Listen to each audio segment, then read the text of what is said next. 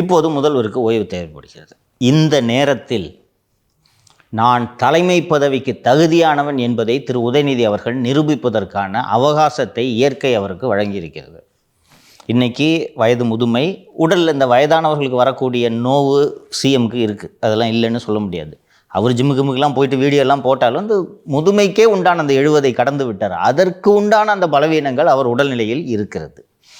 அதனால் திரு உதயநிதி அவர்கள் பெரும்பாலான பாரத்தை தன் தோளில் சுமக்க வேண்டிய நேரம் வந்துவிட்டது. எம்எல்ஏ ஆகினாங்க, வேலை செய்யலை. அமைச்சராகினாங்க, வேலை செய்யலை. சினிமாவுக்கு கதை கட்டுன்னு இருக்குது.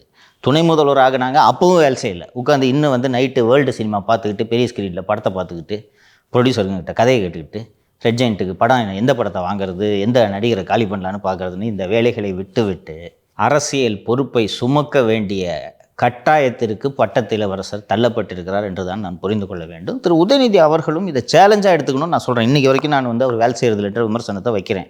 நீங்கள் வேலை செய்யுங்க, நான் தலைவராக ஏற்றுக்கிறேன். தலைவர்னா என் தலைவராக இல்லை, திமுகவுக்கு தலைவராக தகுதியானவர் என்று நான் ஏற்றுக்கொள்கிறேன். தொண்டர்களும் ஏற்றுக்கொள்வார்கள்.